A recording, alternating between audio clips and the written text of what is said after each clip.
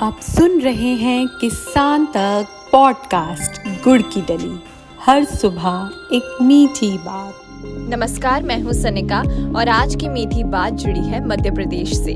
मध्य प्रदेश के कोदो कुटकी सोयाबीन उगाने वाले किसानों के लिए खुशखबरी। मुख्यमंत्री मोहन यादव की अध्यक्षता में कैबिनेट की बैठक में किसानों के लिए कई बड़े फैसले लिए गए। बैठक में कोदो कुटकी उत्पादक जिलों के किसानों से पहली बार इन अनाजों की खरीद करने का निर्णय लिया गया है। इसका मकसद ज्यादा से ज्यादा जनजातीय किसानों को फायदा पहुंचाना है। इस योजना के तहत जबलपुर, कटनी, मंडला, डिंडोरी, छिंदवाड़ा, शहडोल, अनूपपुर, उमरिया, रीवा, सीधी और सिंगरौली के किसानों से कोदो कुटकी खरीदी जाएगी। अगर बाकी जिलों से मांग आएगी तो वहां के किसानों से भी खरीद पर विचार किया जाएगा। खरीफ 2025 में कुटकी की कीमत 3,500 रुपए प्रति क्विंटल और कोदो की 2,500 रुपए प्रति क्विंटल तय की गई है। फैसले के मुताबिक लगभग 30,000 मीट्रिक टन की खरीद होगी। इसके लिए श्री अन्न consortium of farmer producer company limited को शासन की मूल्य स्थिरीकरण कोष से 80 करोड़ रुपए का ब्याज मुक्त लोन दिया जाएगा। इसके अलावा किसानों को प्रति क्विंटल 1,000 रुपए की प्रोत्साहन राशि सीधे उनके बैंक खाते में डीबीटी के जरिए भेजी जाएगी।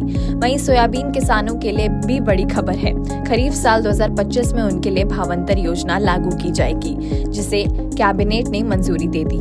इस योजना के तहत 24 अक्टूबर 2025 से 15 जनवरी 2026 तक राज्य की अधिसूचित मंडियों में सोयाबीन बेचा जा सकेगा।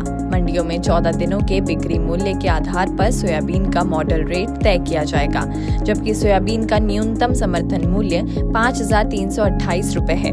योजना के तहत रजिस्टर्ड किसानों को एमएसपी और मॉडल रेट के बीच के अंतर की राशि उनके बैंक खाते में सीधे डीबीटी के माध्यम से ट्रांसफर की जाएगी। इसके अलावा रेशम किसानों के लिए भी अच्छी खबर है।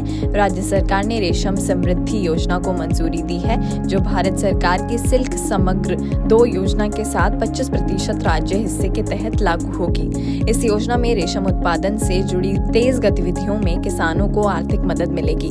सामान्य वर्ग के किसानों को इकाई लागत का 75% और अनुसूचित जाति और जनजाति वर्ग के किसानों को 90% मदद दी जाएगी।